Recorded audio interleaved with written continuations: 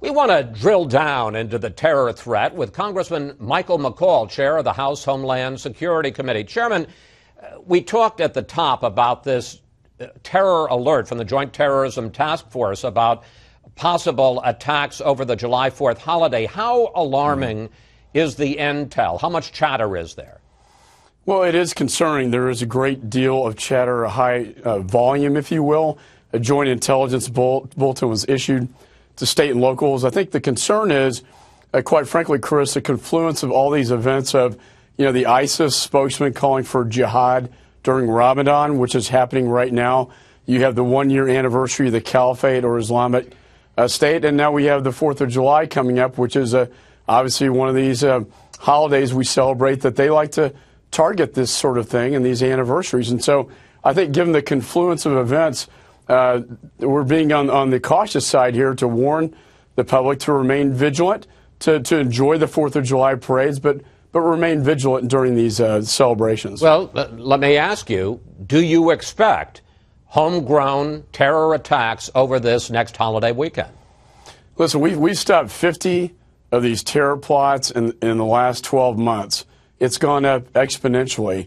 I'm extremely concerned about the way these Syrian ISIS recruiters can use the internet at lightning speed to recruit followers in the United States with thousands of followers in the United States and then activate them to do whatever they want to do, whether it's military installations, law enforcement, or possibly a 4th of July event parade. That's, I think, what concerns us most. And in light of the 3 attacks in 3 hours on 3 continents overseas, shows us that ISIS is not just regionalized, like the administration says, only in Iraq and Syria, but rather demonstrating it's a global threat, that they can conduct external operations, and they're very savvy at doing that over the internet. Let me pick up on that, and we'll get to the recruitment here in the U.S. in a moment, Chairman.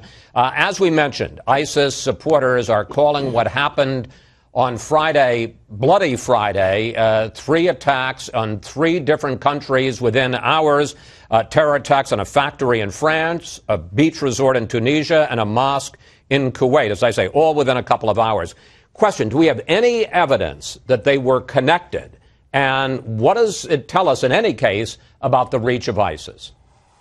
We make a lot about semantics over inspired versus directed. I think those lines have been blurred, quite honestly, Chris. I think the fact is they are ISIS motivated. They are, in fact, carrying out the ISIS mission. And I think in all 3 instances, ISIS, was the driving force behind the attacks. And these were very significant attacks, some of the worst we've seen in 3 different continents. The idea that they can do this and now the external operations potentially into the United States by use of the internet. This is not bin Laden with K's and couriers now. This is a new generation of terrorists using the internet in a very savvy way to attack the West and also get in the homes and in the basements in the United States to radicalize individuals and call them up as sleeper cells to attack Americans. Well, I want to pick up on that because you sent us a chart the other day which shows that there have been 118 terror attacks since 9/11. And if you look like at that sort of stock market graph there on the right, you can see the number of plots has tripled in the past 5 years. You introduced legislation this week that would create a new office inside the Department of Homeland Security to try to deal with these threats and to try to stop radicalization over the internet before it happens. I got to ask you, how do you do that?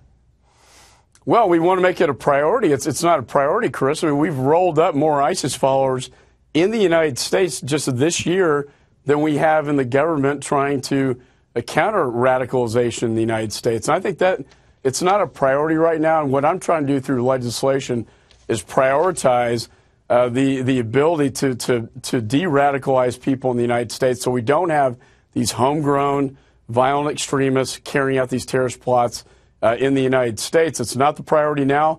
We want it to be in the future.